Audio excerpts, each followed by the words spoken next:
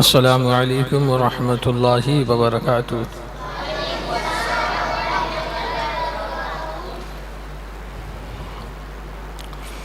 الحمدللہ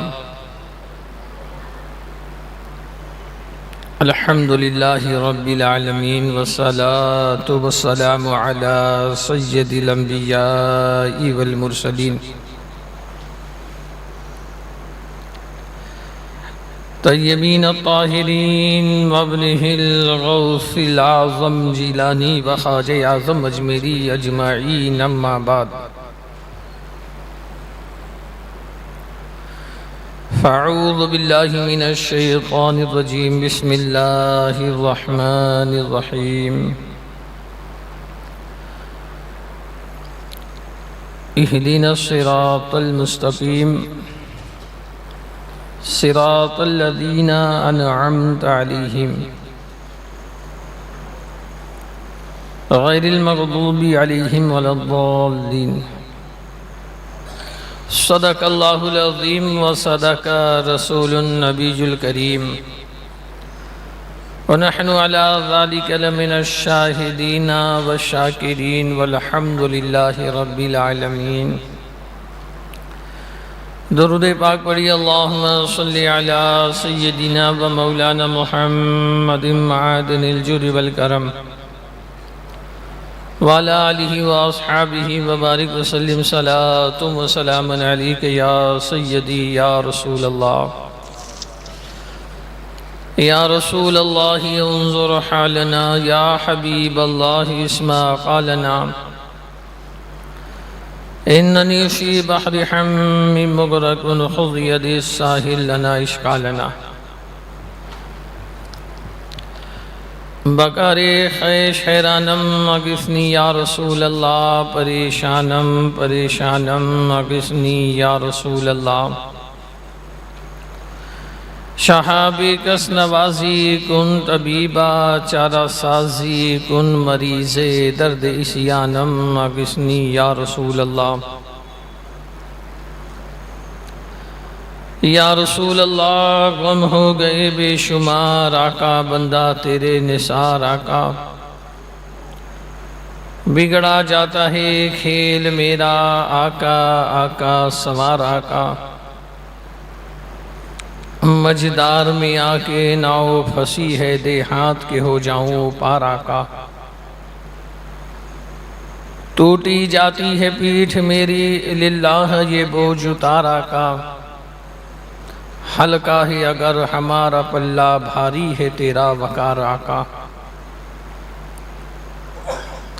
مجبور ہوں میں تو فکر کیا ہے، تم کو تو ہے اختیار آقا۔ یا رسول اللہ ایک طرف آدائی دی، ایک طرف ہے حاسدی، بندہ ہے تنہا شاہ تم پہ کروڑوں درود، گرنے کہوں روک لو گوتا لگے ہاتھ دو، ایسے کو ایسی عطا تم پہ کروڑوں درود، کام وہ لے لیجئے تم کو جو راضی کرے، ٹھیک ہو نام رضا تم پہ کروڑوں درود۔ غوث اعظم بمن بے سر و ساما مددے، قبلہ دی مددے، کعبہ ماں مددے، ما ہما محتاج تو حاجت روا المدد، یا غوث اعظم سیدہ مشکلات بے عدد دارین ماں المدد، یا غوث اعظم پیر ماں، بگردہ بے بلا استادہ کشتی، ضعیفانی شکست راہ تو پشتی، بحق خواجہ عثمان ہارونی مدد کن یا معین الدین چشتی۔ قابل احترام بزرگوں اور دوستوں،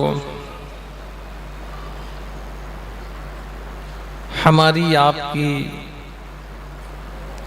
آج کی یہ تیسری گفتگو ہے۔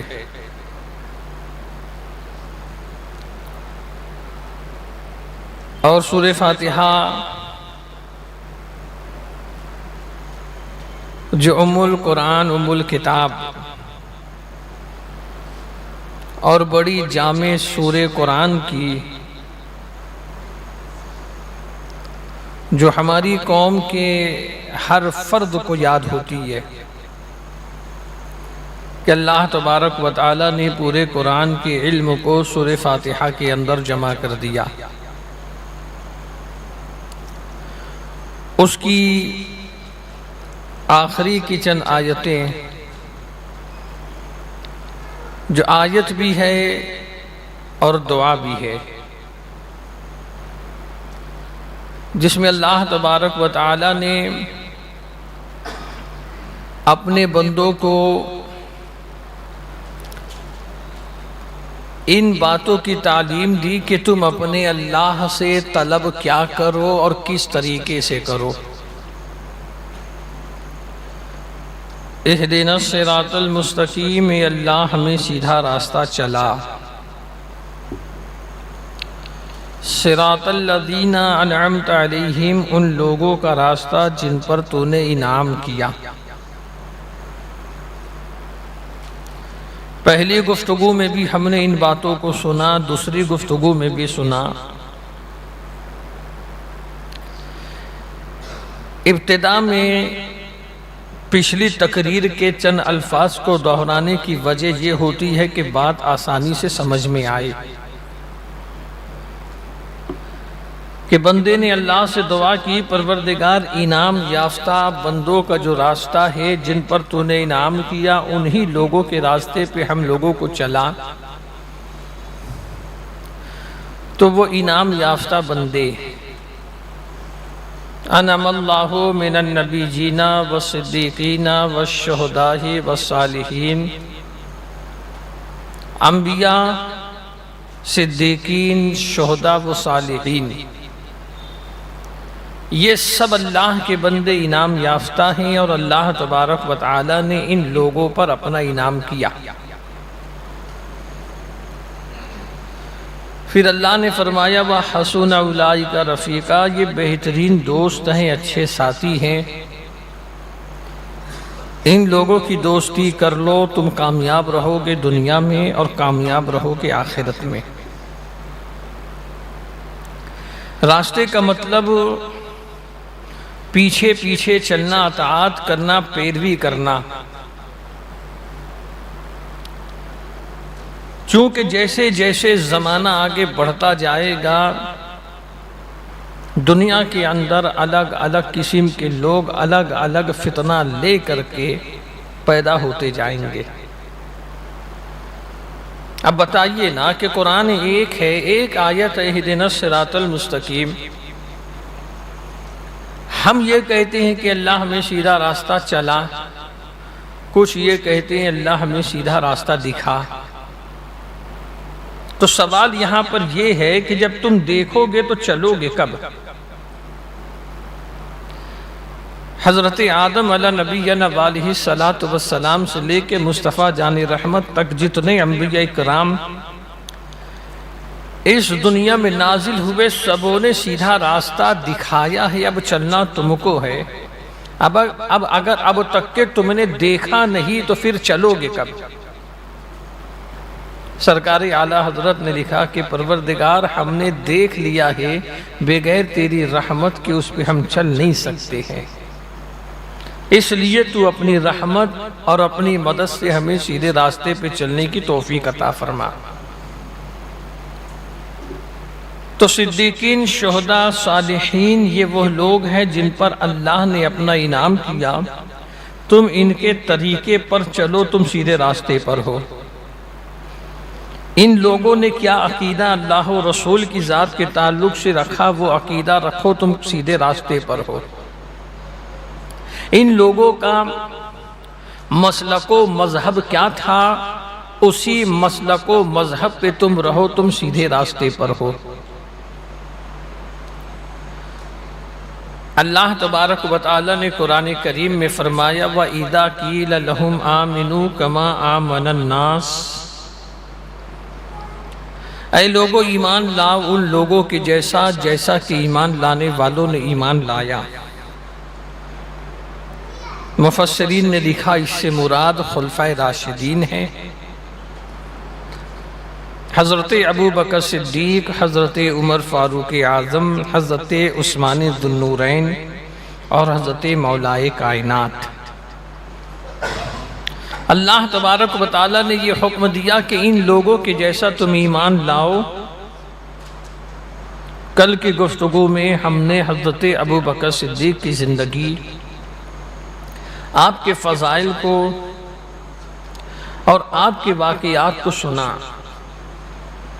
کہ نبی کریم رؤوف الرحیم صلی اللہ تعالی علیہ وسلم سے کس قدر محبت اور نبی کریم صلی اللہ تعالی علیہ وسلم سے کس قدر عقیدت حضرت ابو بکر صدیق کو تھی کہ آپ نے اپنے وصال سے پہلے ان باتوں کی وصیت کی مولائے کائنات کو کہ جب میرا انتقال ہو جائے تو مجھے غسل تم دینا، اس لیے کہ تم نے اپنے ہاتھوں سے رسول اللہ کو غسل دیا ہے۔ جب میرا جنازہ تیار ہو جائے تو مواضع اقدس کے سامنے لے جانا، عرض کرنا غلام حاضر ہے، اجازت ہو تو پہلو میں دفن کیا جائے، اگر دروازہ کھول جائے تو پہلو میں دفن کرنا، ورنہ جنت البقیع کے کسی بھی حصے میں دفن کرنا۔ اب اس میں ایک نقطے کی بات ہے مسلمانوں، ہمارا اور آپ کا اہل سنت کا عقیدہ ہے اللہ کے پیارے نبی صلی اللہ تعالی علیہ وسلم بعد وفات بھی حیات ہیں۔ اللہ کے نبی بعد وفات بھی اپنے غلاموں کی سنتے ہیں، مدد کرتے ہیں، دستگیری کرتے ہیں۔ یہ عقیدہ ہمیں سرکار اعلیٰ حضرت نے نہیں دیا، ابو بکر صدیق نے دیا ہے۔ حضرت ابو بکر صدیق نے کیا کہا کہ دروازہ خود بخود کھلے تو پہلو میں دفن کرنا، اجازت طلب کرنا۔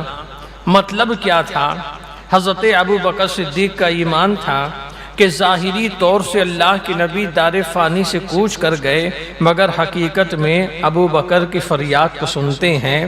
اگر اجازت مانگی جائے گی تو اجازت ملے گی، اگر اجازت ہوگی تو ابو بکر کے لیے دروازہ کھلے گا۔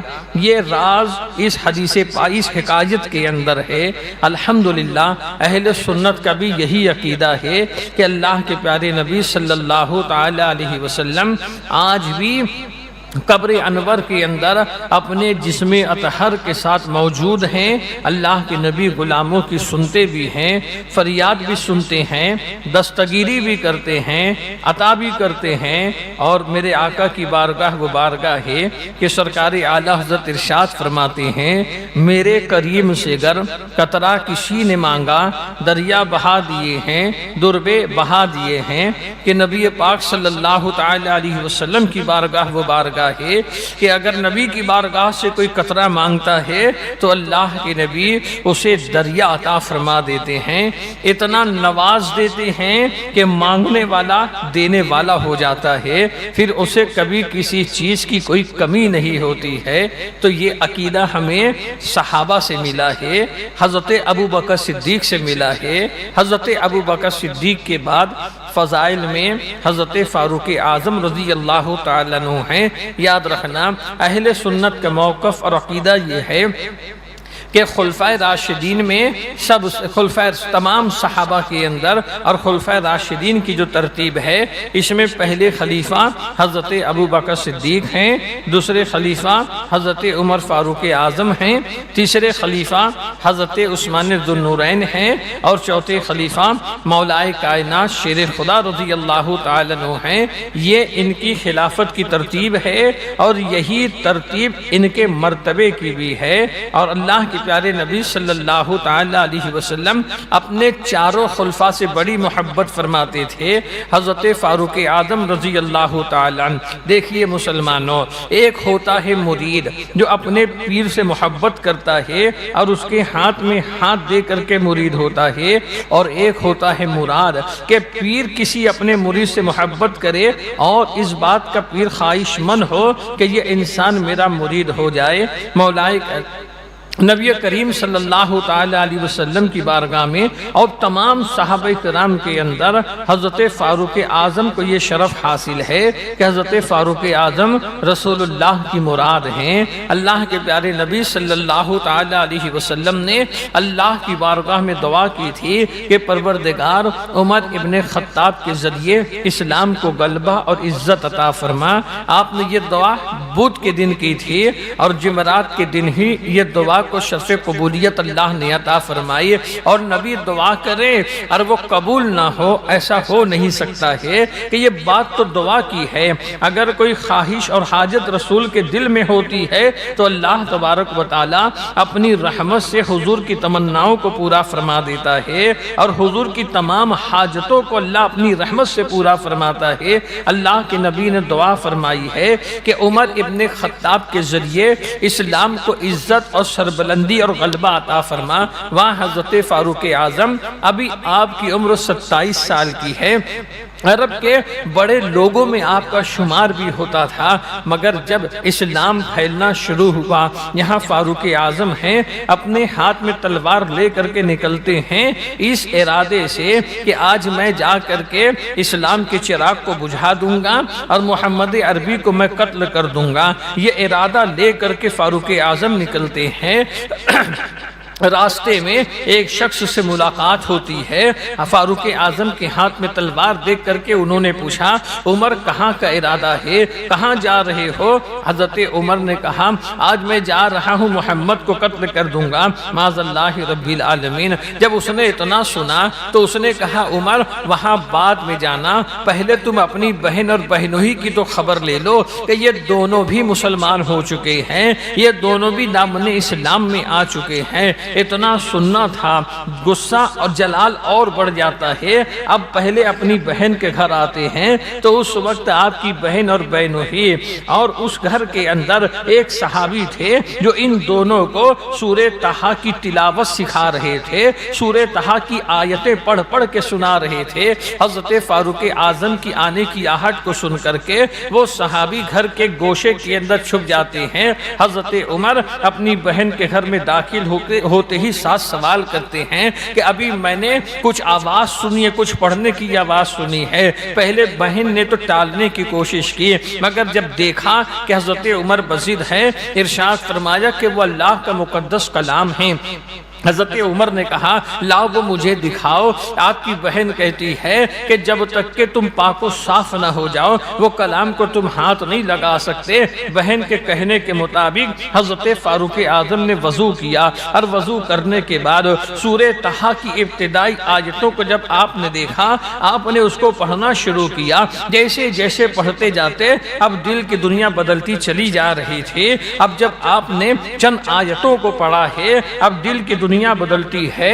حضرت عمر کہتے ہیں مجھے محمد کے پاس لے کر کے چلو، تم مجھے حضور کی بارگاہ میں لے کر کے چلو۔ اتنا سننا تھا، وہ صحابی جو گھر کے کسی گوشے میں چھپ کر کے بیٹھے تھے فوراً باہر آتے ہیں، کہتے عمر تمہیں مبارک ہو اور تمہیں بشارت ہو کہ اللہ کے نبی نے کل تمہارے حق میں یہ دعا کی ہے کہ اللہ عمر ابن خطاب کے ذریعے اسلام کو عزت اور غلبہ عطا فرما۔ حضرت عمر اپنی بہن کے ساتھ رسول کائنات صلی اللہ تعالی علیہ وسلم کی بارگاہ میں حاضر ہوتے ہیں۔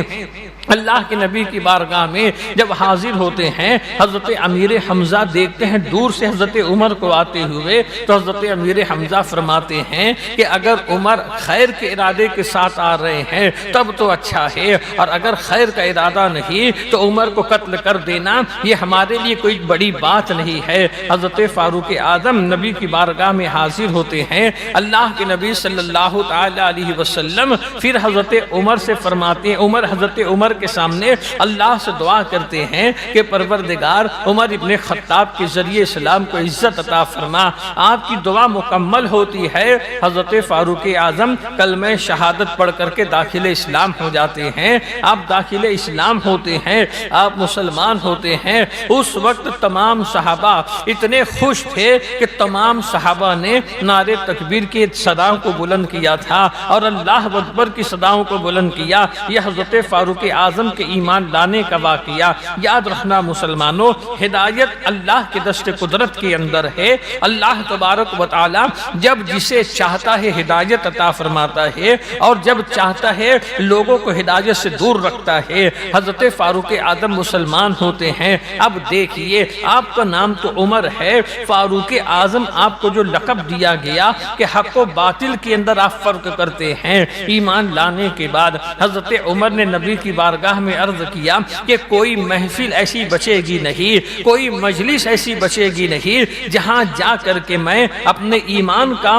اور اسلام کا اعلان نہ کر دوں۔ اب کفار کی تمام مجلسوں میں جا کر کے، ان کی تمام محفلوں میں جا کر کے کلمہ شہادت کو بلند آواز سے پڑھتے ہیں اور کھلے عام آپ کعبے کا طواف کرتے ہیں اور اللہ کی تسبیح کو پڑھتے ہیں۔ ایک دن حضرت عمر نے نبی پاک صلی اللہ تعالی علیہ وسلم کی بارگاہ میں عرض کیا، یا رسول اللہ، آپ رسول حق ہیں، دین مذہب حق ہے، خدا اور جو ہم سچے مذہب پر ہیں، تو ہم چھپ کر کے اللہ کی عبادت کیوں کرتے ہیں؟ ہم کھلے عام اللہ کی عبادت کیوں نہیں کرتے؟ اس وقت حضرت فاروق اعظم جو مسلمان ہوئے تھے، آپ 40ویں نمبر پہ مسلمان ہوئے تھے۔ آپ اس سے اندازہ لگا سکتے ہیں کہ اس وقت مسلمانوں کی تعداد کتنی ہوگی۔ 40ویں نمبر پہ آپ مسلمان ہوئے تھے جب اللہ کے نبی کی بارگاہ میں آپ نے اتنا کہا، اور حضرت عمر نے کہا، یا رسول اللہ، آج سے کوئی بھی مسلمان چھپ کر کے اللہ کی عبادت نہیں کرے گا۔ اب دو صف لگتی ہے، ایک جانب حضرت عمر ہوتے ہیں، ایک جانب حضرت امیر حمزہ ہوتے ہیں، اب بیچ میں صحابہ کرام ہوتے ہیں۔ حضرت فاروق اعظم یہ آواز لگاتے ہوئے جا رہے تھے کہ اگر کوئی اپنی عورت کو بیوہ کرنا چاہتا ہو، اگر کوئی اپنے بچوں کو یتیم کرنا چاہتا ہو، تو وہ آئے عمر کے مقابلے میں آئے، وہ آئے عمر سے مقابلہ کرنے کے لیے آئے۔ حضرت فاروق اعظم اس طریقے سے نبی پاک صلی اللہ تعالی علیہ وسلم کے ساتھ ہو کر کے خانہ کعبہ کا طواف کرتے ہیں اور مسلمان کھلے عام پھر اللہ کی عبادت کرنے لگتے ہیں۔ حضرت فاروق اعظم کے مسلمان ہونے سے کفار کی صفوں کے اندر ماتم مچ گیا تھا، اس لیے کہ کفار فاروق اعظم سے ڈرا کرتے تھے، آپ کا خوف ان لوگوں کے دلوں کے اوپر تھا۔ یہی نہیں مسلمانوں، اللہ تبارک و تعالی جو قادر مطلق ہے، اس کا مقام اللہ کی بارگاہ میں کتنا بلند ہے، یہ خدا بندے کو دوست جانتا ہے۔ فاروق اعظم امیر المؤمنین وہ ہیں کہ ایک دن حضرت جبریل امین حضور نبی پاک صلی اللہ تعالی علیہ وسلم کی بارگاہ میں موجود تھے۔ اللہ کے نبی صلی اللہ تعالی علیہ وسلم نے حضرت جبریل امین سے کہا، اے جبریل، مجھ کو یہ بتاؤ اللہ کی بارگاہ میں عمر کا مقام کیا ہے، اللہ کی بارگاہ میں عمر کا مرتبہ کیا ہے؟ تو حضرت جبریل امین عرض کرتے، یا رسول اللہ، جتنی عمر حضرت نوح علیہ السلام کو دی گئی تھی، اگر اتنی عمر تک کے میں حضرت فاروق اعظم کے فضائل کو بیان کروں تو وہ ایام ختم ہو جائیں گے، میں فاروق اعظم کے مقام کو بیان نہیں کر سکتا، ان کا وہ مرتبہ جو خدا کی بارگاہ میں ہے۔ حضرت فاروق اعظم وہ ہے مسلمانوں، نبی کریم صلی اللہ تعالی علیہ وسلم ارشاد فرماتے ہیں کہ میرے بعد اگر کوئی نبی ہوتا تو اللہ تبارک و تعالی عمر کو نبی بنا کر کے دنیا میں بھیجتا، کیونکہ میں اللہ کا آخری نبی ہوں۔ یہاں پہ فاروق اعظم کا مقام بتانا مقصد ہے کہ اللہ کی بارگاہ میں ان کا مقام اتنا اونچا ہے کہ اگر اللہ کسی کو منصب نبوت عطا فرماتا تو میرے بعد وہ عمر کو عطا فرماتا۔ حضرت فاروق اعظم وہ ہیں کہ نبی کریم صلی اللہ تعالی علیہ وسلم ارشاد فرماتے ہیں، اے عمر، تم سے شیطان اور جنات ڈرا کرتے ہیں، تم جس راستے سے گزرتے ہو شیطان اور جنات اس راستے سے نہیں گزرا کرتے ہیں۔ یہ حضرت فاروق اعظم جو عشرہ مبشرہ کے صحابی ہیں کہ دنیا میں ہی انہیں اللہ کے پیارے نبی صلی اللہ تعالی علیہ وسلم نے جنتی ہونے کی بشارت عطا فرمائی تھی کہ عمر تم جنت میں داخل کیے جاؤ گے۔ حضرت عمر وہ ہیں کہ اللہ کے پیارے رسول فرماتے ہیں کہ قیامت کے دن اللہ تبارک و تعالی سب سے پہلے عمر کو سلام کرے گا، ان سے مصافحہ کرے گا اور ان کا ہاتھ پکڑ کر کے انہیں جنت کے اندر داخل فرما دے گا۔ حضرت فاروق اعظم رضی اللہ تعالیٰ عنہ کی ذات وہ ذات ہے، آپ دیکھیں مسلمانوں، اتنا اونچا مقام و منصب رکھنے کے بعد بھی صحابہ کے لیے جو سب سے اونچا مقام ہے وہ یہی ہے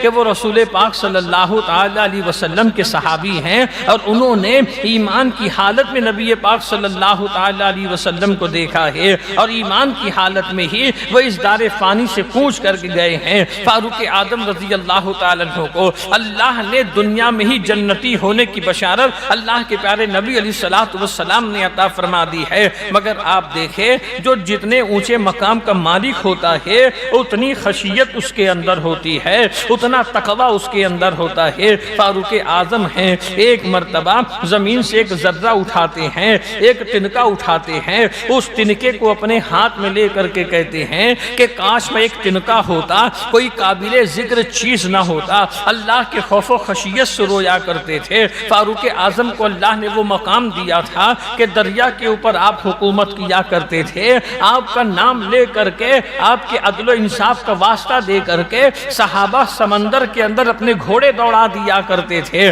مگر آپ حضرت فاروق اعظم کی زندگی اگر دیکھیں گے تو خوف و خشیت کے اندر انہوں نے اپنی زندگی گزاری ہے، اللہ کے ڈر کے اندر انہوں نے اپنی زندگی گزاری ہے۔ یاد رکھنا مسلمانوں کہ یہ اللہ کے انعام یافتہ بندے ہیں۔ قرآن کریم جو کتاب ہدایت ہے، جس میں اللہ تبارک و تعالی نے اپنے بندوں کے لیے ہدایت رکھی ہے، اس میں ارشاد فرماتا ہے یا ایھا الذین آمنوا اتقوا اللہ، ایمان والو اللہ سے ڈرو، وکونوا مع الصادقین، اور سچوں کے ساتھ ہو جاؤ۔ تو یہ سچے کون لوگ ہیں جن پر اللہ نے انعام کیا ہے؟ یہ انعام یافتہ بندے کون لوگ ہیں؟ انبیاء کے بعد صدیقین، شہداء و صالحین لوگ ہیں۔ ان کے دامن سے لگے رہو گے تم انعام یافتہ ہو جاؤ گے، ان کے دامن سے لگے رہو گے تم ہدایت یافتہ ہو جاؤ گے۔ اگر ان کے دامن سے بھاگو گے نہ تمہیں ہدایت ملے گی، نہ تمہیں کامیابی ملنے والی ہے۔ حضرت فاروق اعظم رضی اللہ تعالیٰ مسند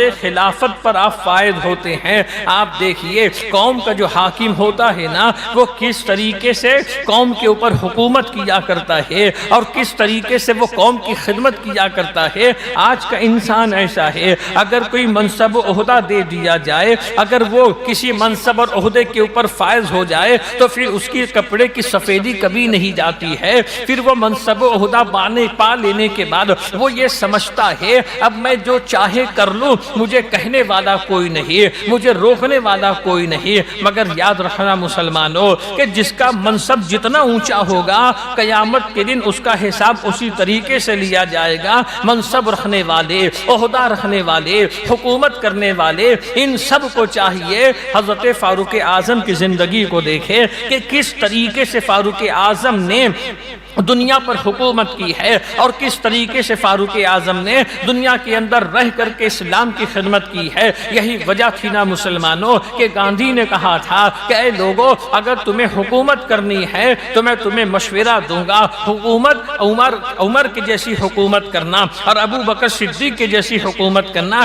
اس لیے کہ دنیا کے جو بادشاہ ہوتے ہیں وہ انسانوں کے جسموں پر حکومت کیا کرتے ہیں، مگر ابو بکر و عمر نے یہ انسانوں کے دلوں کے اوپر ان لوگوں نے حکومت کی ہے کہ ان کی حکومت ایسی تھی کہ ان کی دور حکومت کے اندر ہر انسان خوشحال رہا کرتا تھا۔ حضرت فاروق اعظم دن کے اندر بارے حکومت سے برداشت کیا کرتے تھے، حکومت کے کام کو سر انجام دیا کرتے تھے، اور جب رات کی تاریکی ہو جاتی تھی، جب رات میں مدینے والے سو جایا کرتے تھے تو حضرت فاروق اعظم مدینے کی گلیوں کا گشت کیا کرتے تھے کہ کہیں کوئی بھوکا تو نہیں ہے، کہیں کوئی پریشان حال تو نہیں ہے، کہیں کسی کو کسی بات کی ضرورت تو نہیں ہے۔ کئی واقعات فاروق اعظم کے ایسے ہیں، ہر واقعے کے اندر ہمیں حکمت، ہمیں جو ہے درس ملتا ہے، ہمیں تعلیم ملتی ہے۔ ایک واقعہ یہ کہ حضرت فاروق اعظم رضی اللہ تعالیٰ مدینے کی گلی سے گزر رہے تھے، ایک نوجوان تھا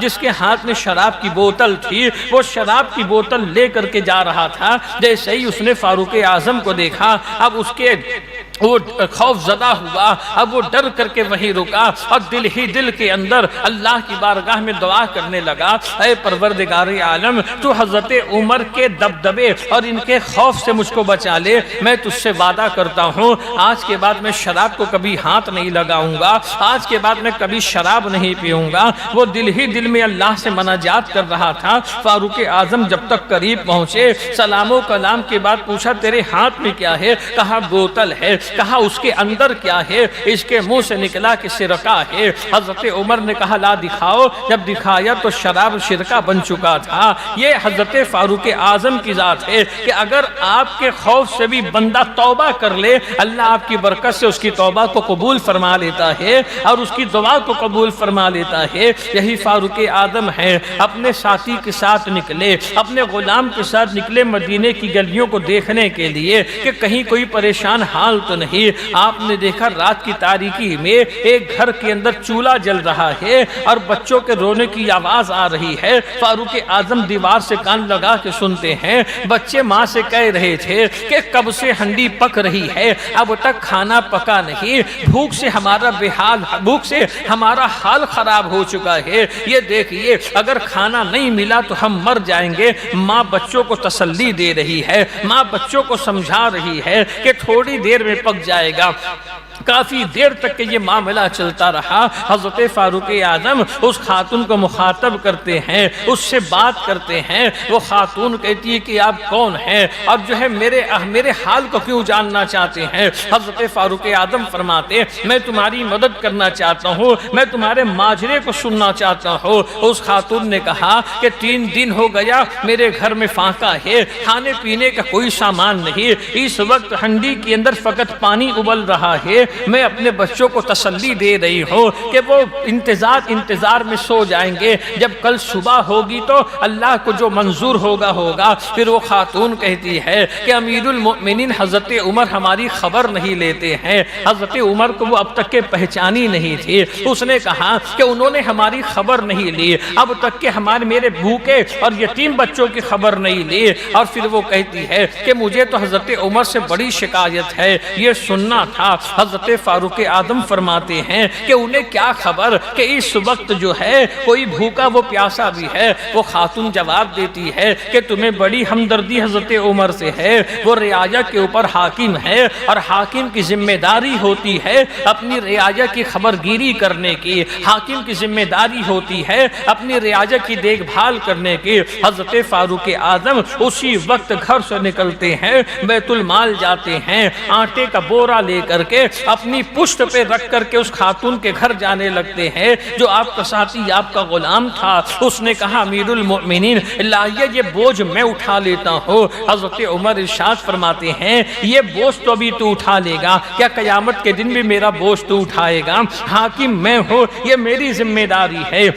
اس آٹے کے بورے کو لے کر کے آپ اس خاتون کے گھر پہ پہنچ کر کے اپنے ہاتھ سے واقعات کو اختصار کے ساتھ میں عرض کر رہا ہوں، اپنے ہاتھ سے جو ہے آپ روٹی بنا کر کے بچوں کو نوالا بنا کر کے کھلاتے ہیں۔ وہ روتے بچے جب مسکرانے لگتے ہیں آپ ان بچوں کے ساتھ تھوڑی ہنسنے کی بات بھی کرتے ہیں، دل جوئی کی بات بھی کرتے ہیں۔ جب وہ بچے مسکرانے لگتے ہیں تو خاتون کہتی ہے کہ اے مسافر یہ تم نے تو کمال کر دیا کہ میرے بچے جن کے آنکھوں میں آنسو تھا تم نے ان کے لبوں پہ مسکراہٹ لے آئی ہے۔ جب عورت نے اتنا کہا تو حضرت عمر ارشاد فرماتے کہ بہن اب میری گزارش سن لو کہ میرے خاطر عمر کی خطا کو تم معاف کر دو، میرے خاطر عمر کی غلطی کو معاف کر دو۔ تو خاتون کہتی ہے مسافر چونکہ تمہارا احسان ہے اس لیے میں اس بات کو معاف کرتی ہوں اور عمر کی طرف سے جو تکلیف پہنچی میں اسے درگزر کرتی ہوں، البتہ میں اللہ کی بارگاہ میں یہ دعا کرتی ہوں کہ اللہ تبارک و تعالی عمر کی جگہ امیر المؤمنین تم کو مقرر کر دے، عمر کی جگہ منصب خلافت تم کو دے دے۔ حضرت حضرت فاروق اعظم فرماتے ہیں کہ بہن اللہ کا شکر کرو، اللہ نے تمہاری دعائیں قبول کر لی ہے کہ جس عمر کے لیے دعا تم کر رہی ہو وہ عمر میں خود ہوں، اور تمہاری دعا اللہ کی بارگاہ میں قبول ہوئی۔ یہاں بتانے کا مقصد یہ ہے مسلمانوں کہ انسان کے پاس پیسہ آتا ہے وہ اپنی اوقات کو بھول جاتا ہے، انسان کے پاس عہدہ آتا ہے وہ اپنی حیثیت کو بھول جاتا ہے، وہ یہ نہیں جانتا کہ پیسہ آیا ہے ذمہ داری بڑھ گئی ہے، عہدہ وہ منصب ملا ہے ذمہ داری بڑھ گئی۔ اللہ کے رسول فرماتے ہیں قوم کا حاکم قوم کا خادم ہوا کرتا ہے، اگر اللہ نے تمہیں حاکم مقرر کیا ہے تو اس کا یہ مطلب نہیں ہے کہ تمہیں فقط حکومت جھارنی ہے، تمہیں حاکم مقرر کیا ہے، اب تمہاری ذمہ داری ہے تمہارے ماتحت جتنے ہیں ان کی ضرورتوں کو پورا کرنا، ان کے جو ہے آرام کا انتظام کرنا، یہ تمہاری اپنی ذمہ داری ہو جاتی ہے۔ مگر چونکہ مسلمانوں کے پاس جو ہے آج دین کا علم نہیں ہے اور مسلمان جو ہے قرآن و حدیث جانتا نہیں ہے، عہدے دولت اور منصب کے نشے کے اندر اپنے بعد والوں کو وہ دبانے کی کوشش کرتا ہے، وہ یہ نہیں جانتا ہے ایک دن وہ بھی خدا کی بارگاہ میں کھڑا ہوگا اور جس کو اس نے دبایا ہے وہ بھی خدا کی بارگاہ میں کھڑا ہوگا، اور پھر پروردگار عالم اس دن انصاف کرنے والا ہے۔ اگر دیکھنا ہے تو فاروق اعظم کی زندگی کو دیکھو۔ ایک مرتبہ مدینے کی گلی سے گزر رہے تھے، یہی رات کی تاریکی تھی، ایک خیمہ لگا ہوا تھا اور خیمے کے دروازے پر ایک بڑھیا ضعیفہ بیٹھی تھی۔ حضرت فاروق اعظم جا کے سلام کرتے ہیں اور سلام کرنے کے بعد فرماتے ضعیفہ یہ بتاؤ عمر کے تعلق سے تمہارا کیا کہنا ہے؟ اتنا آپ نے کہا تو وہ ضعیفہ کہتی ہے عمر کے تعلق سے میرا کیا کہنا ہے، عمر امیر المؤمنین بن چکے ہیں، خلیفۃ المسلمین بن چکے ہیں،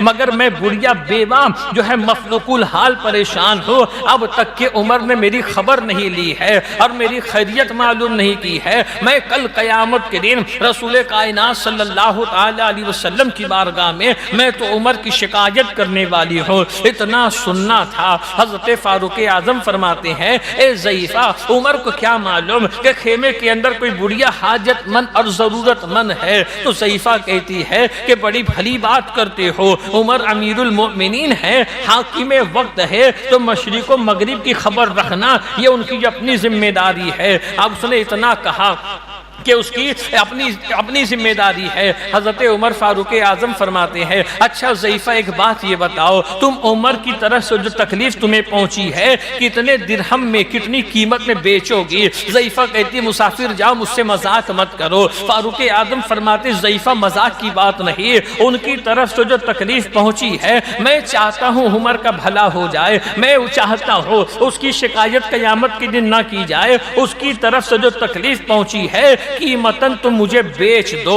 اس نے کہا میں 50 دینار لوں گے۔ حضرت فاروق اعظم سے کہا 50 دینار لوں گے۔ ابھی یہ بات ہو ہی رہی تھی کہ حضرت مولا کائنات آ گئے، حضرت عبداللہ ابن مسعود آ گئے۔ حضرت مولا کائنات نے کہا السلام علیکم یا امیر المؤمنین۔ جب بڑھیا نے سنا کہ امیر المؤمنین تو یہی ہے تو اپنا ہاتھ اپنی پیشانی پہ مارتی ہے کہ یا اللہ یہ کیا غضب ہو گیا، عمر کے سامنے ہی میں نے عمر کو برا کہہ دیا، عمر کے سامنے ہی میں نے عمر کی شکایت کی۔ جب وہ پریشان ہو گئی تو حضرت فاروق اعظم فرماتے ہیں ضعیفہ پریشان ہونے کی ضرورت نہیں، چونکہ ہم نے بات ہو چکی ہے، آپ نے 50 دینار اس کو دیے۔ ایک تحریر لکھی گئی کہ اس ضعیفہ نے عمر کی دور خلافت سے لے کے اب تک کے اسے جتنی تکلیف پہنچی ہے اس تکلیف کو 50 دینار کے بدلے اس نے عمر کو بیچ دیا ہے۔ اب قیامت کے دن یہ کوئی شکایت نہیں کرے گی۔ اس نے دینار لے کر کے رکھے اور گواہ کے طور پہ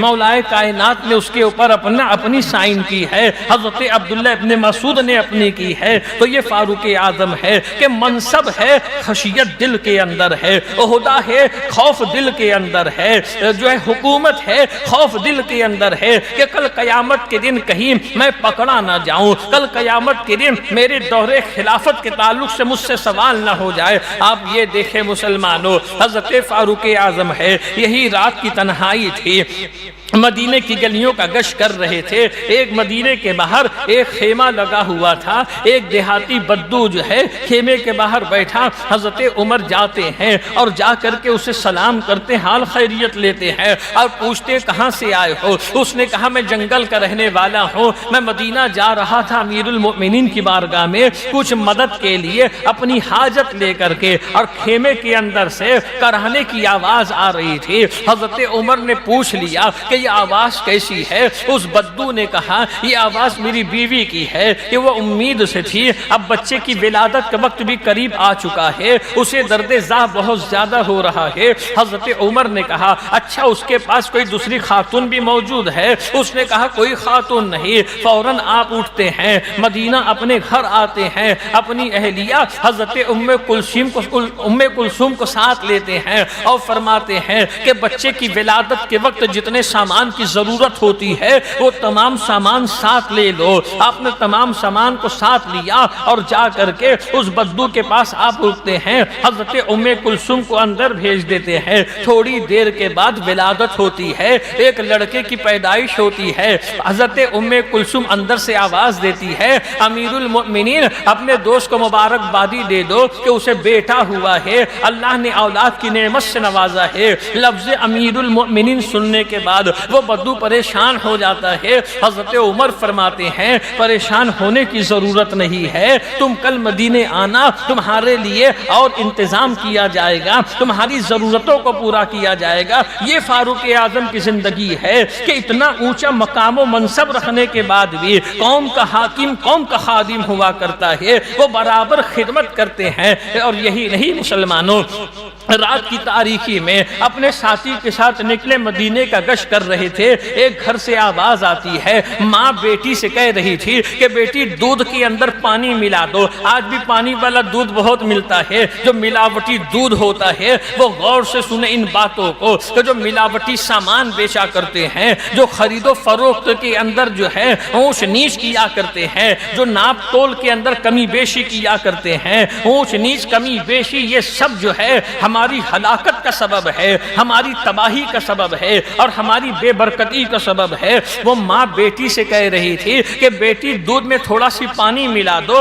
دودھ زیادہ ہوگا، نفع زیادہ آئے گا۔ بیٹی کہتی ہے کہ نہیں ماں یہ بات غلط ہے، یہ بات غلط ہے، کوئی دیکھ وہ ماں کہتی ہے کہ اس وقت کوئی دیکھنے والا نہیں، ساری دنیا تو سو رہی ہے۔ بیٹی کہتی ماں کوئی دیکھے نہ دیکھے، خدا بند قدوس ہمیں دیکھ رہا ہے، ساری دنیا سو رہی ہے تو سوتی رہے، وہ خدا کبھی سوتا نہیں، اسے تو اونگ بھی نہیں آتی، میں دودھ میں پانی نہیں ملاؤں گی۔ فاروق اعظم نے ان تمام باتوں کو اپنی کانوں سے سنا، اب وہاں سے چلے جاتے ہیں۔ جب صبح نمودار ہوتی ہے، دارالخلافت میں جب پہنچتے ہیں، ماں بیٹی کو اپنی عدالت میں طلب کرتے ہیں، اپنی بارگاہ میں طلب کرتے ہیں۔ ماں بیٹی دونوں جب آپ کے سامنے حاضر ہوتے ہیں تو حضرت فاروق اعظم فرماتے ہیں کہ رات ایسا ایسا میں نے سنا ہے، اور حضرت فاروق اعظم اس ماں سے کہتے ہیں کہ میں تیری بیٹی کے لیے اپنے بیٹے کا رشتہ پیش کرتا ہوں، کیا تو اپنی بیٹی کا نکاح میرے بیٹے کے ساتھ کرا دے گی؟ یہ وہ جوان لڑکی جو رات کے اندھیرے میں بھی اللہ کی خشیت اتنی رکھتی ہے، اللہ کا ڈر اتنا رکھتی ہے کہ دنیا سو رہی ہے تو سوتی رہے، میرا رب تو مجھ کو دیکھ رہا ہے، خدا بند قدوس تو مجھ کو دیکھ رہا ہے۔ یہاں سے یہ حکمت معلوم پڑتی ہے، یہاں سے یہ درس و تعلیم ہمیں ملتی ہے کہ رشتہ اگر تمہیں اپنی بیٹی کے لیے، اپنے بیٹے کے لیے دیکھنا ہے تو ایسی لڑکی کو دیکھو جس کے دل کے اندر اللہ کا ڈر ہو، جس کے دل کے اندر اللہ کی خشیت ہو، جس کے دل کے اندر رسول اللہ کی محبت ہو، جو نمازوں کی پابند ہو، جو خاتون جنت کی کنیز ہو۔ مگر کتنی حیرت کی بات ہے مسلمانوں، آج رشتہ دیکھنے والے دیکھتے ہیں کہ لڑکی ٹیچر ہے کہ نہیں، آج رشتہ دیکھنے والے دیکھتے ہیں کہ لڑکی کماتی ہے کہ نہیں، آج رشتہ دیکھنے والے دیکھتے ہیں اسے سلائی آتی ہے کہ نہیں۔ ارے تم بہو لانے گئے ہو کہ ایسی کوئی مشین لانے گئے جو نوٹ چھاپ چھاپ کر کے تم کو دیتی رہے؟ اللہ کی پناہ، اللہ کی پناہ، ہمارے گھر خاندان کی تباہی کی سب سے بڑی وجہ یہ ہے کہ ہمیں اپنی لڑکیاں تو پری بڑی لگتی ہے مگر دوسروں کی لڑکیوں میں ہمیں سب سے زیادہ عیب نظر آتا ہے، دوسروں کی لڑکیوں میں سب سے زیادہ ہمیں خامی اور خرابی نظر آیا کرتی ہے۔ یاد رکھنا مسلمانوں، نسب دیکھنے کا حکم ہے، خاندان دیکھنے کا حکم ہے، اس کے اندر دینداری دیکھنے کا حکم ہے، مگر آج ہم نے کبھی نہیں دیکھا کہ کوئی رشتے والا یہ پوچھا ہو کہ اسے قرآن پڑھنا آتا ہے کہ نہیں، اسے نماز کا طریقہ معلوم ہے کہ نہیں۔ ہاں ہم نے یہ سنا ہے اور یہاں تک کہ دیکھا ہے لوگ یہ کہتے ہیں اسے سلائی آتی ہے کہ نہیں، اسے پکانا آتا ہے کہ نہیں، وہ روٹی بنا لیتی ہے کہ نہیں۔ یاد رکھنا مسلمانوں، ہم نے اسلام کو چھوڑ کر کے اور شریعت رسول اللہ کو چھوڑ کر کے اپنی زندگی جب سے گزارنا شروع کیا ہے، یہی وجہ ہے کہ شادی کے بعد کوئی گھر آباد نہیں ہو پاتا ہے، شادی کے بعد کوئی گھر پھل نہیں پاتا ہے، جب تک کہ مسلمان رسول اللہ کی شریعت پر عمل کرتا تھا اور رسول اللہ کی شریعت کے مطابق اپنی زندگی گزارتا تھا۔ چھوٹا سی گھر ہوتا تھا، کم کمائی والا گھر ہوتا تھا، مگر زندگی سکون کے ساتھ گزرا کرتی تھی، زندگی اطمینان کے ساتھ گزرا کرتی تھی۔ آج گھر بڑا ہے، ایک ایک گھر کے اندر 4 روم ہوا کرتے ہیں، پیسوں کی فراوانی ہوتی ہے، مگر کتنی حیرت کی بات ہے، دو بہو ہیں تو آپس میں دونوں کی نہیں بنتی ہے، نند بھوجائی ہے تو آپس میں دونوں کی نہیں بنتی ہے، ساس بہو ہے تو آپس میں دونوں کی نہیں بنتی ہے۔ اس کی اصل اور بنیادی وجہ یہ ہے کہ آج ہماری قوم کی عورتوں کے اندر جو ہے دینی تعلیم نہیں ہے، دینی شعور نہیں ہے۔ انہوں نے دنیا کی پکچریں دیکھ کر کے اور دنیا کی محفلوں کو دیکھ کر کے اپنی زندگی اسی طریقے سے گزارنے کی سوچ لی ہے۔ اے مسلمانوں، اگر تمہیں زندگی گزارنا ہے، یہ ذمہ داری ماں باپ کی ہوتی ہے کہ اگر بیٹی والے ہو نا، اللہ نے بیٹی جیسی عظیم ترین نعمت دی ہے نا، یہ بیٹی اللہ کی رحمت ہوتی ہے، کبھی اس کی ولادت کے اوپر دل چھوٹا مت کرنا۔ بہت سے لوگ ایسے ہوتے ہیں کہ بیٹی ہوتی ہے تو دل چھوٹا ہو جاتا ہے کہ بیٹی ہو گئی ہے۔ بیٹی اور بیٹے کے اندر فرق ہوتا ہے، یاد رکھنا مسلمانوں۔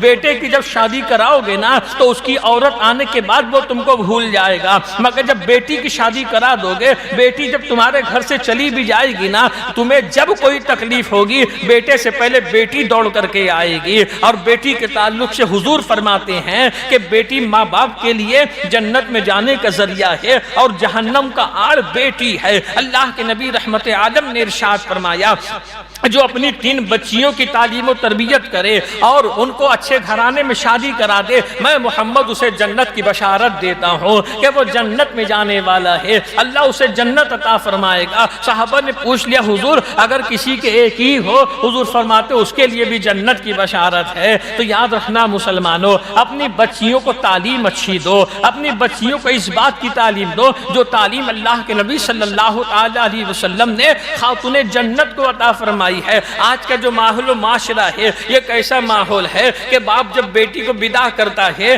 جب بیٹی دلہن بن کے جاتی ہے تو باپ بیٹی کے سر کے اوپر ہاتھ رکھتا ہے۔ اچھا ایک چیز اور ہماری قوم کے اندر ہے، ہم اپنی بچیوں کو قرآن دیتے ہیں، بدائی کے وقت ہم اپنی بچیوں کو قرآن دیتے ہیں، اور میں کہتا ہوں مسلمانوں، بچیوں کو قرآن دینے سے زیادہ ضروری ہے کہ بچیوں کو قرآن کی تعلیم دے کر کے اپنے گھر سے جدا کرو، اپنے گھر سے بدا کرو کہ وہ قرآن کی تعلیم لے کر کے جائے۔ ہم قرآن تو دے کر کے بھیجتے ہیں مگر تعلیم قرآن اپنی بچیوں کو نہیں دیتے ہیں۔ اللہ کے رسول صلی اللہ تعالی علیہ وسلم نے اپنی بیٹی خاتون جنت مخدومہ کائنات کو جو تعلیم دی تھی، ارشاد فرمایا تھا، اے فاطمہ سنو، اہل بیت میں میرے بعد سب سے پہلے جس کی ملاقات مجھ سے ہوگی وہ تم ہو، اہل بیت میں سب سے پہلے تمہارا انتقال ہوگا، اہل بیت میں سب سے پہلے تم میرے پاس آنے والی ہو۔ اے فاطمہ سنو، اس وقت تک کہ میرے سامنے مت آنا جب تک کہ تمہارے شوہر علی تم سے راضی نہ ہو، جب تک کہ تمہارے شوہر علی تم سے خوش نہ ہو۔ یہ تعلیم اللہ کے نبی نے اپنی بیٹی کو دی تھی۔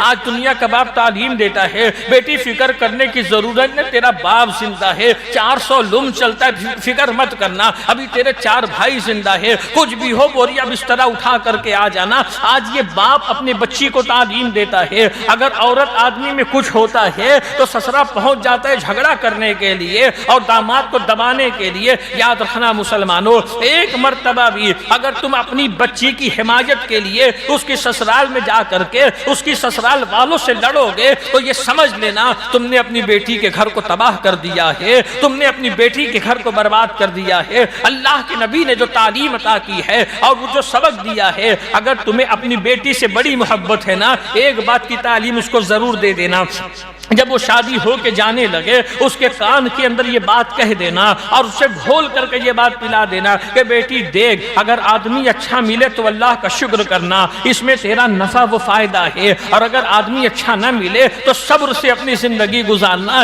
اس میں تیرا بھلا و فائدہ ہے۔ شکر کرے گی تب بھی تیرا بھلا ہے، صبر کرے گی تب بھی تیرا بھلا ہے۔ مگر یہ چیز ہم آج اپنے ماحول و معاشرے کے اندر نہیں دیکھتے ہیں۔ ہم تو یہ دیکھتے ہیں 4 مہینہ ہوتا ہے باپ جا کے بیٹی کو لا کر کے گھر پہ بٹھا لیتا ہے، 2 مہینہ ہوتا ہے طلاق ہو جاتا ہے۔ اے اللہ کے بندو، تم اپنی بچیوں کی زندگی کو تباہ کرتے ہو۔ لڑکا 1 کرے 2 کرے 3 کرے 4 کرے کتنی کر لے، اسے بولنے والا کوئی نہیں ہوتا ہے۔ مگر ہماری بہنیں اگر ایک مرتبہ اس کے اوپر داغ لگ جاتا ہے تو وہ داغ زندگی بھر اس کے اوپر باقی رہتا ہے۔ تو اپنی بچیوں کو تعلیم اس طریقے سے دے دو، اگر آدمی اچھا ہے تو شکر کیا کرنا، اور اگر آدمی اچھا نہیں ہے تو صبر کیا کرنا، تیرا دونوں میں نفع ہے۔ شکر کرے گی اللہ نعمتیں بڑھاتا چلا جائے گا، صبر کرے گی جنت میں تیرے مقام بلند ہوتے چلے جائیں گے۔ مگر افسوس افسوس 100,000 افسوس کہ ہم نے دین سے اپنے ناطے کو توڑ کر کے اور دین سے اپنے رشتے کو توڑ کر کے اپنے آپ کو بھی ہلاک کر دیا ہے، اپنی نسلوں کو بھی تباہ کر دیا ہے۔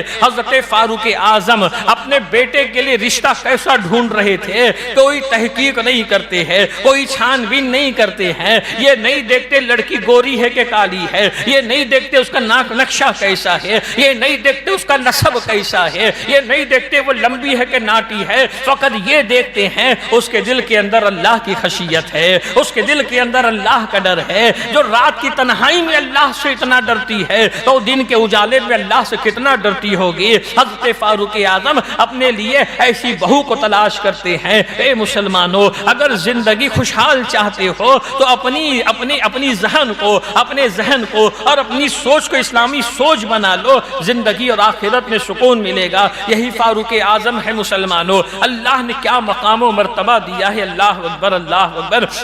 جب مصر فتح ہوا، مصر میں حضرت عمرو بن سعد رضی اللہ تعالیٰ عنہ وہاں کے گورنر مقرر کیے گئے تھے۔ مصر کے اندر دریائے نیل تھا جو سال میں 1 مرتبہ خوش ہو جاتا ہے، سال میں 1 مرتبہ سوکھ جایا کرتا تھا، اس میں سے پانی بہنا بند ہو جاتا تھا۔ تو مصر والے کرتے کیا تھے، ایک نوجوان کماری لڑکی کو دلہن بنا کر کے اس دریا کی بھیٹ چڑھا دیا کرتے تھے۔ جب اس دریا کی بھیٹ چڑھاتے تھے وہ دریا پھر سے جاری و ساری ہو جاتا تھا۔ اب چونکہ وہاں اسلام آ گیا تھا اور خون ناحق کو اسلام پسند نہیں کرتا ہے، زیادتی کو ظلم کو اسلام پسند نہیں کرتا ہے۔ حضرت عمرو بن عاص نے دیکھا ایک لڑکی نوجوان ہے، اسے دلہن بنا کر کے لوگ لے کر کے جا رہے ہیں۔ آپ نے روکا، پوچھا کیا بات ہے، کہا دریا سوکھ گیا ہے اور لوگوں کو پانی کی ضرورت ہے، جب تک کہ ہم ایک نوجوان لڑکی کو دریا کی بھیٹ نہ چڑھائیں وہ جاری نہیں ہوگا۔ حضرت عمرو بن عاص کہتے ہیں اب یہاں اسلام آ گیا ہے، ان تمام جاہلانہ رسم و رواج کو اسلام مانتا نہیں ہے، تم رکو، امیر المؤمنین کے حکم کا انتظار کرو۔ ان لوگوں کو روک دیا، ایک خط لکھ کر کے مصر کے حالات سے حضرت فاروق اعظم کو واقف کیا کہ یہاں کے حالات ایسے ایسے ہیں۔ حضرت فاروق اعظم اب 2 خط لکھتے ہیں، ایک خط گورنر مصر کے نام لکھتے ہیں کہ یہ میرا خط پہنچے، یہ دوسرا خط دریائے نیل کے نام ہے، یہ میرا خط لے جا کر کے دریائے نیل میں ڈال دینا۔ فاروق اعظم نے دریائے نیل کے نام خط لکھا تھا، اے دریا سن لے، اگر تو اللہ کے حکم سے جاری ہوتا ہے اور اللہ کے حکم سے رکتا ہے تو میں عمر اللہ کا بندہ تیرا جاری ہونا اللہ سے مانگتا ہوں، اور اگر تو اپنی مرضی سے جاری ہوتا ہے تو اے دریا سن لے، ہمیں تیری کوئی ضرورت نہیں ہے، ہمیں تیری کوئی حاجت نہیں ہے۔ اس تحریر میں اس خط کے اندر یہ لکھا تھا۔ حضرت عمرو بن عاص رضی اللہ تعالی وہ تحریر جب آپ کو پہنچتی ہے، اب مصر والے جمع ہو جاتے ہیں۔ اب بات یہاں پہ یہی ہے نا مسلمانوں کہ جو لوگ عقل لڑاتے ہیں اور جو لوگ عقل سے دین کو سمجھنے کی کوشش کرتے ہیں کہ وہ دریا پڑھے گا کیسے، یاد رکھنا مسلمانوں، کرامت اسی کو کہتے ہیں جو عقل میں آ نہ سکے، معجزہ اسی کو کہتے ہیں جسے عقل سمجھ نہ سکے۔ مصر والے جمع ہو گئے، حضرت عمرو بن عاص گئے، لے جا کر کے حضرت فاروق اعظم کی تحریر کو دریا کے بیچ میں ڈال دیتے ہیں، خشک ریت میں ڈال دیتے ہیں، ڈال کر کے آپ واپس آتے ہیں، آپ کے پیچھے پیچھے پانی بھی آنا شروع ہو جاتا ہے۔ اس وقت جاری ہوا، اس وقت سے لے کر کے اب تک کے جاری ہے، اب رکنے کا نام نہیں لیتا ہے۔ تو فاروق اعظم کو اللہ نے وہ تصرف عطا فرمایا تھا کہ آپ کے حکم پر دریا بھی جاری ہو جاتا ہے۔ یہی حضرت فاروق اعظم ہے۔ حضرت فاروق اعظم کے دور خلافت میں حضرت ساریہ رضی اللہ تعالیٰ عنہ کو ایران کی طرف آپ نے روانہ کیا تھا جہاد کے لیے، ایران کی طرف روانہ کیا تھا، عیسائیوں کے ساتھ جہاد تھا، جمعہ کا وقت تھا۔ فاروق اعظم مسجد نبوی میں خطبہ دے رہے تھے، دوران خطبہ حضرت فاروق اعظم فرماتے ہیں، اے ساریہ پہاڑ کا سہارا لے لو، اے ساریہ پہاڑ کی طرف اپنی پیٹھ کر لو اور پہاڑ کو اپنی پشت پہ کر لو۔ اب صحابہ پریشان ہیں، صحابہ محو حیرت ہے کہ ساریہ یہاں تو موجود نہیں ہے، حضرت ساریہ تو ایران کی طرف گئے ہوئے ہیں، امیر المؤمنین بار بار یہ کیوں کہہ رہے ہیں کہ ساریہ پہاڑ کی طرف ہو جاؤ، ساریہ پہاڑ کی طرف ہو جاؤ؟ آئی گئی بات وہاں پہ رک جاتی ہے۔ چند دنوں کے بعد ایران سے قاصد آتا ہے حضرت فاروق اعظم کی بارگاہ میں اور ایران فتح ہونے کی خوشخبری دیتا ہے، تمام صحابہ کے سامنے کہتا ہے، امیر المؤمنین جمعہ کا وقت تھا، ہم عیسائیوں سے جہاد کر رہے تھے، اچانک ہم نے آپ کی آواز کو سنا، آپ کہہ رہے تھے اے ساریہ پہاڑ کی طرف ہو جاؤ۔ جب ہم نے پہاڑ کی طرف اپنی پیٹھ کی ہے تو ہم نے دشمنوں کے اوپر فتح پائی ہے اور دشمنوں کے اوپر ہمیں غلبہ ملا ہے۔ یہاں پہ رک کر کے ایک بات میں آپ لوگوں سے کروں گا مسلمانوں کہ دیکھیے کہ ہمارا ایمان و عقیدہ ہے، اللہ کا ولی چاہے کتنی ہی دور کیوں نہ ہو، وہ اپنے عقیدت رکھنے والوں کی، اپنے عقیدت مندوں کی فریاد کو سنتا ہے۔ فاروق اعظم رسول کائنات صلی اللہ علیہ وسلم کے امتی ہیں، فاروق اعظم نبی پاک صلی اللہ علیہ وسلم کے خلیفہ ہیں اور آپ کے غلام ہیں۔ تو حضرت فاروق اعظم مدینے سے رہ کر کے ایران کی جنگ کو دیکھ رہے ہیں، حضرت ساریہ کی مدد کر رہے ہیں، حضرت ساریہ کو پکار کے بتا بھی رہے ہیں۔ جب غلام کو اللہ نے اتنا تصرف دیا ہے تو آقا کے تصرف کا عالم کیا ہوگا، اس کا ہم اور آپ اندازہ نہیں لگا سکتے ہیں، اس کو ہم اور آپ سمجھ نہیں سکتے ہیں۔ ایسی بہت ساری باتیں ہیں مسلمانوں حضرت فاروق اعظم رضی اللہ تعالیٰ عنہ کے تعلق سے۔ آپ کے فضائل کے اندر ایک فضیلت یہ بھی ہے، حضرت عبداللہ بن سلام رضی اللہ تعالیٰ ایک صحابی رسول ہیں، انہوں نے حضرت فاروق اعظم کے بیٹے حضرت عبداللہ ابن عمر کو دیکھا بچپنے میں۔ حضرت عبداللہ ابن عمر کے بچپنے میں حضرت عبداللہ بن سلام کہتے ہیں، اے کفل جہنم کے بیٹے، آپ نے اتنا کہا اے کفل جہنم کے بیٹے۔ حضرت عبداللہ ابن عمر کو بڑی حیرت ہوئی کہ انہوں نے میرے والد کو کفل جہنم کیسے کہا؟ جا کر کے حضرت عمر سے کہتے، ابا حضور حضرت عبداللہ بن سلام نے ایسا ایسا کہا۔ حضرت عمر فاروق اعظم حضرت عبداللہ بن سلام سے آ کر کے پوچھتے ہیں کہ تم نے ہمارے تعلق سے ایسا کیوں کہا؟ تو حضرت عبداللہ بن سلام کہتے، عمر سنو، میں نے اپنے باپ سے، میرے باپ نے اپنے باپ سے، اور اسی طریقے سے یہ سلسلہ حضرت موسیٰ تک کے گیا ہے، ہم نے سنا ہے حضرت موسیٰ کی کتاب میں لکھا ہوا تھا کہ نبی آخر الزمان کے ایک امتی ہوں گے، عمر ابن خطاب ان کا نام ہوگا، وہ کفل جہنم ہے۔ مطلب یہ کہ جب تک کہ وہ دنیا میں رہیں گے جہنم پہ تالا پڑا رہے گا، جہنم کھلے گا نہیں، ان کا انتقال ہوگا اس کے بعد جہنم کھلے گا۔ اس کا ایک مطلب یہ بھی ہے کہ جب تک وہ دنیا میں رہیں گے لوگ گناہوں سے اجتناب کرتے رہیں گے، شیطان کو اتنا غلبہ نہیں ہوگا، شیطان کا اتنا زور دبدبا نہیں ہوگا۔ تو اے مسلمانوں، امیر المؤمنین رضی اللہ تعالیٰ عنہ حضرت فاروق اعظم کا وہ مقام ہے۔ حضرت فاروق اعظم نے حضرت سعد بن ابی وقاص رضی اللہ تعالیٰ عنہ کو اور حضرت خالد بن ولید کو ملک شام کی طرف بھیجا تھا۔ ملک شام میں جہاد تھا اور ملک شام میں جب آپ مدین سے شام کی طرف جا رہے تھے راستے میں دریائے دجلہ پڑ گیا۔ اب صحابہ کے پاس کوئی کشتی نہیں تھی کہ دریائے دجلہ کو پار کر سکے اور کسی طریقے سے اس دریا کو عبور کر سکے۔ تو حضرت سعد بن ابی وقاص رضی اللہ تعالیٰ عنہ اور حضرت خالد بن ولید رضی اللہ تعالیٰ عنہ وہاں کھڑے ہو کر کے کہتے ہیں، اے دریا سن لے، ہم تجھے حرمت نبی کا واسطہ دیتے ہیں اور عدل فاروق اعظم کا واسطہ دیتے ہیں کہ تو ہمیں راستہ دے دے۔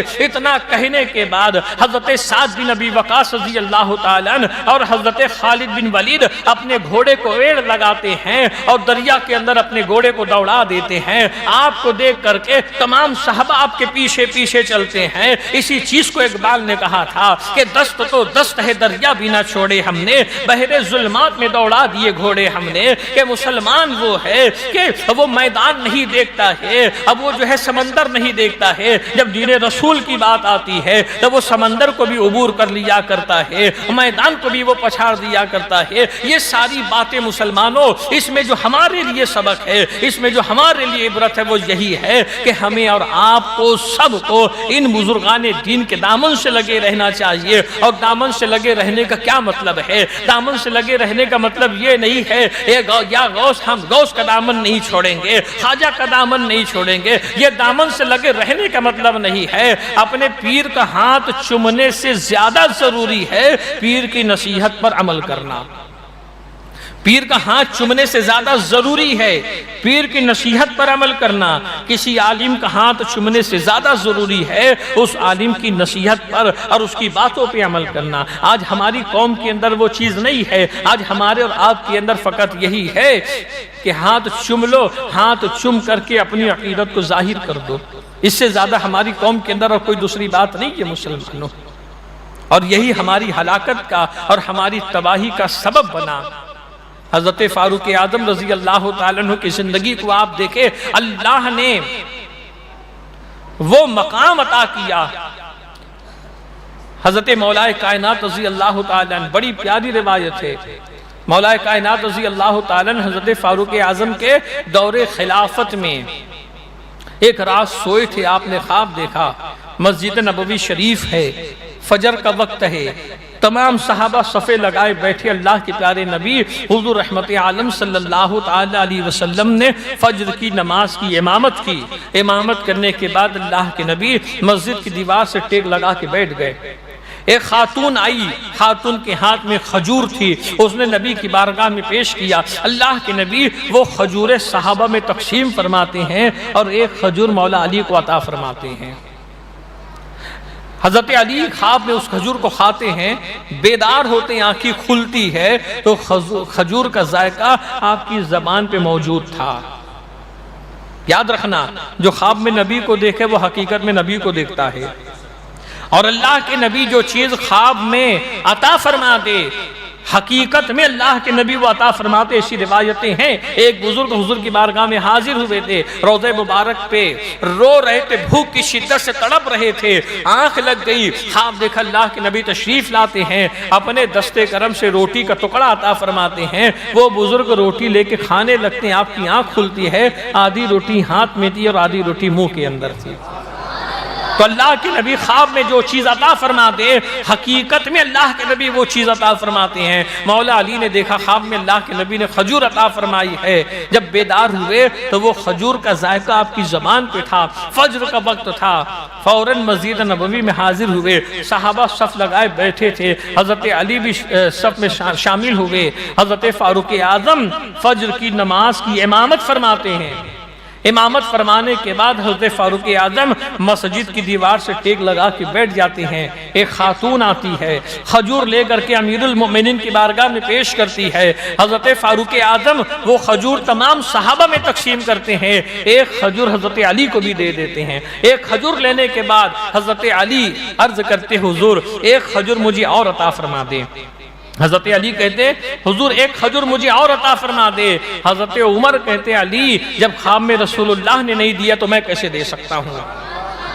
حضرت عمر نے کہا علی جب خواب میں رسول اللہ نے نہیں دیا تو میں کیسے دے سکتا ہوں؟ حضرت علی نے کہا عمر یہ تم کیسے جانتے ہو؟ حضرت فاروق اعظم فرماتے علی کیا تم نہیں جانتے؟ اللہ کے نبی نے فرمایا کہ مومن کی فراست سے بچو، وہ اللہ کے نور سے دیکھتا ہے۔ یہ حضرت فاروق اعظم کا مقام ہے، یہ اللہ کا بے پناہ فضل ہے، اس کی رحمت ہے کہ اللہ تبارک و تعالیٰ نے ہمیں، اعلیٰ حضرت فرماتے ہیں ایسے آقاؤں کا بندہ ہے رضا، بول بالے میرے سرکاروں کے۔ کیسے کیسے آقا پروردگار عالم نے ہمیں اور آپ کو عطا فرمایا ہے۔ فاروق اعظم اپنے گھر میں رہ کے حضرت علی کا خواب دیکھ رہے ہیں، تو بتاؤ مسلمانوں، کیا مصطفیٰ جان رحمت مدینے میں رہ کے اپنے غلاموں کو نہیں دیکھتے؟ ہمارا یقین ہے وہ دیکھتے ہیں، ہمارا ایمان ہے وہ ہمیں سنتے ہیں۔ اللہ تبارک و تعالی ہمیں آپ کو سب کو توفیق عطا فرمائے، ہمیں آپ کو سب کو اسلامی زندگی گزارنے کی توفیق عطا فرمائے۔ پھر میں آپ لوگوں سے مؤدبانہ گزارش کروں گا کہ تھوڑا جلدی آ جا کرے تاکہ بات پوری سننے کو ملے۔ صلاۃ و سلام کے لیے کھڑے ہو جائیں۔